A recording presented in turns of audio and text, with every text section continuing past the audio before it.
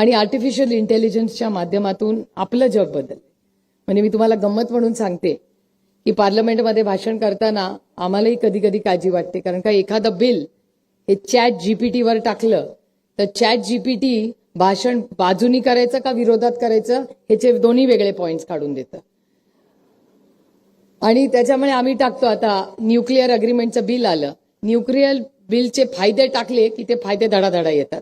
मग त्याला जर सांगितलं की मला 7 मिनिटाचं पार्लमेंटमध्ये भाषण करायचं आणि ते चॅट जीपीटी इतकं हुशार आहे की त्याला कळते की सुप्रिया सुळे मुद्दे टाकते, त्याच्यामुळे ते अल्गोरिदम मध्ये मलाच ते विचारतं पार्लमेंटमध्ये भाषण करायचं का रॅलीमध्ये भाषण करायचं. म्हणजे त्या कृत्रिम बुद्धिमत्तेला म्हणजे काय त्या करावं त्या कृत्रिम बुद्धिमत्तेचं असं झालंय.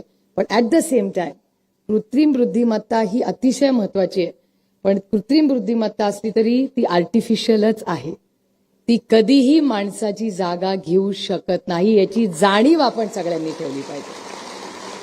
तज्ञ आपण आयुष्यात बदल हे सगळ्यांना, त्याच्याबद्दल आपल्याला सगळ्यांना बदलावंच लागतं. टेक्नॉलॉजीने आपलं आयुष्य हे याच्यात खूप एक वेगळी कलाटणी झाली. मला शिक्षक अनेक वेळा विचारतात कि आमच्या नौकरीचं काय होणार. गौतम भाई, अभी लोगों को लगता है, टीचर को लगता है अभी मेरी नौकरी का क्या होगा. लेकिन मैं उनको आश्वासित करती हूँ कि टीचर की जगह कंप्यूटर कभी नहीं ले जा सकता. कंप्यूटर तुमच्यावर संस्कार नाही करू शकत.